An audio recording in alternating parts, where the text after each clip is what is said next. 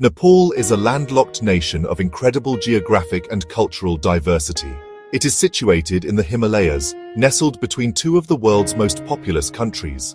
To the north lies the Tibet Autonomous Region of China, a vast plateau behind the world's tallest mountains.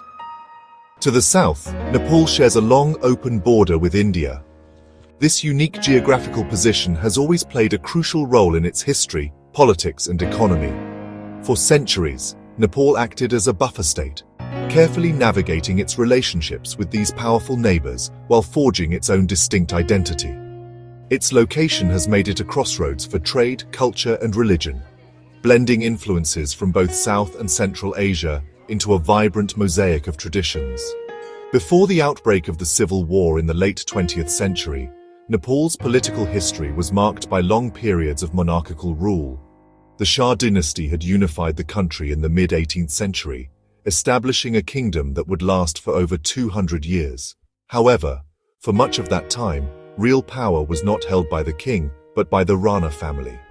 They served as hereditary prime ministers from 1846 to 1951. A popular movement in 1951 eventually overthrew the Ranas and restored the monarch's authority, ushering in a brief experiment with democracy. This democratic experiment came to an abrupt end in 1960, when King Mahendra dismissed the elected government and banned political parties. He introduced a new system called the Panchayat, a form of partyless guided democracy that consolidated power firmly within the monarchy. It failed to address deep-seated issues of poverty, inequality, and social exclusion, especially in rural areas. The Nepalese Civil War officially began on February 13, 1996.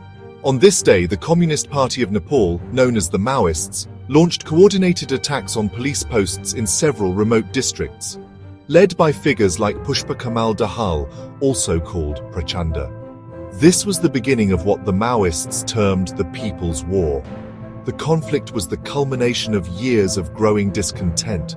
They fought to overthrow the constitutional monarchy and to establish a communist republic.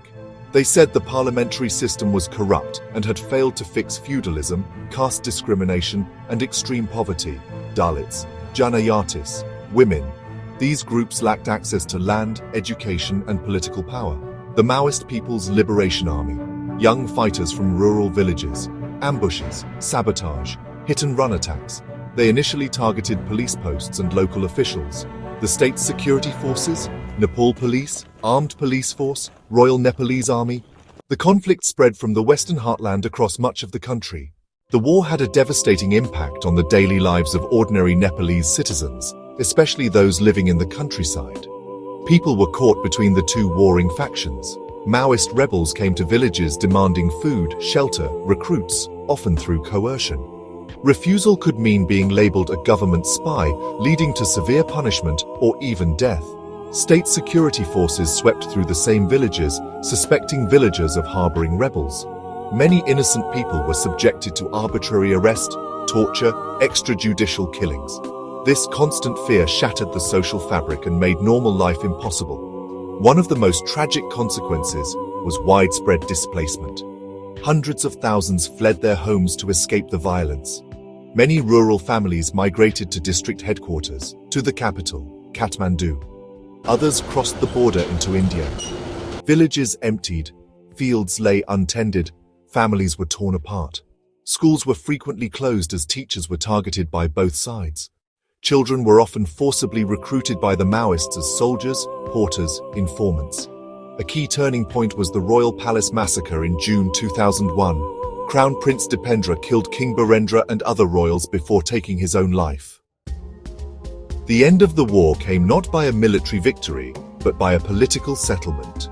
King Gyanendra's seizure of absolute power in 2005 united political forces against him. The 7 main parliamentary parties and the Maoists signed a 12-point agreement to end the monarchy and restore democracy. They launched the Jana Andolan II in April 2006. 19 days of massive street protests forced King Gyanendra to relinquish power. The most significant change, abolition of the 240-year-old Hindu monarchy. In 2008, a newly elected constituent assembly with former Maoists as the largest party voted to declare Nepal a federal democratic republic. Former rebels joined mainstream politics. Combatants were integrated into the national army. Some received rehabilitation packages and weapons were decommissioned under UN supervision. The transition was complex. Drafting a new constitution proved difficult, meant to address wartime grievances. In 2015, Nepal adopted a new constitution restructuring the state into federal, provincial and local governments. Political stability remains elusive with frequent changes in government and persistent ideological divisions. The economy is slowly recovering, but youth unemployment persists. Corruption remains a problem. Understanding the civil war explains modern Nepal's foundation. The conflict reshaped the nation's politics, society, identity. The war's history is a reminder of the high cost of conflict and the need to address root causes of division and inequality.